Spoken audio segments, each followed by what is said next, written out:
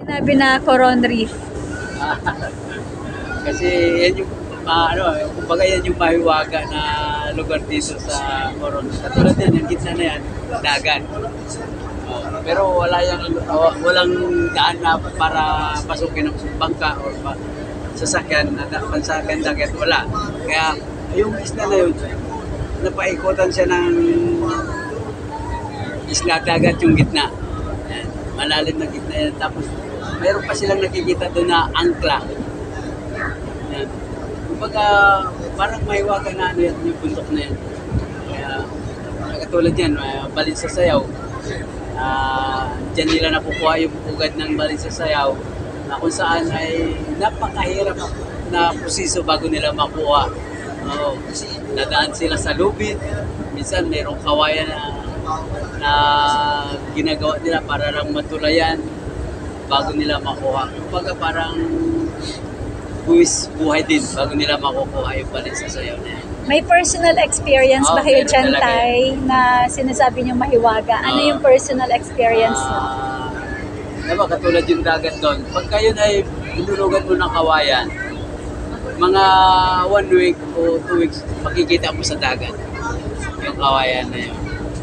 Yan. At ako minsan, maraming mga animals dyan na malalaki na hindi natin kayang anuhin.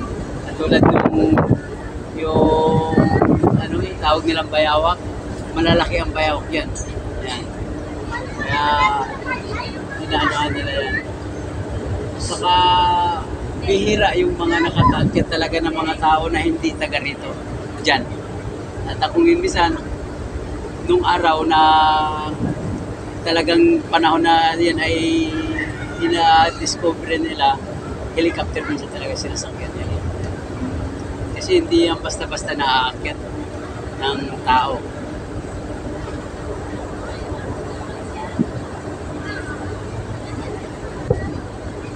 So kaya sinabi po na mahiwaga siya. Yan lang area na yan po. Ito lang. Sinasabi. Pero malapad yan. Malapad yan. So sa gitna niyan, walang nakakapunta? Bihira yung nakakapunta dyan. Sa gitna. Tapos bihira rin yung nakakaakyat dyan? Oo, bihira rin yung nakakaakyat. Bakit? Mahirap akyatin? Mahirap. Makikita mo lang yun kapag nasa helicopter. So yun yung entrance ng papuntang Coron? Ito na. Itong lugar na to. Itong stretch na to ang entrance. Kaya sinasabing Coron Reef. So, ayan. We are now entering the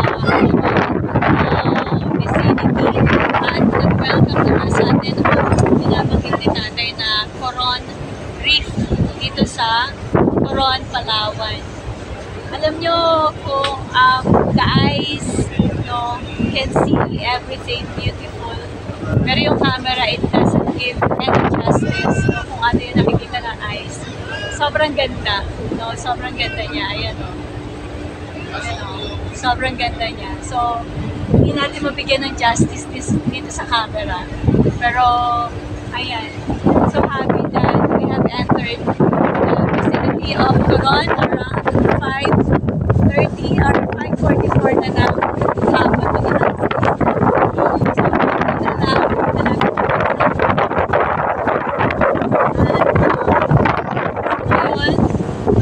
Winelcome tayo na malakas na ulan bago tayo naka-enter dito.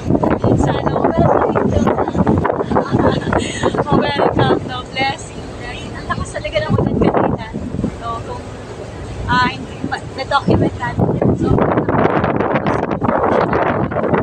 and after that, nag-clearing. Ito yung tukumbat sa atin. Itong napakagandang mga islets na to na sinasabi na Coron Reef dito sa Coron, Palawan. Alright, so I'm gonna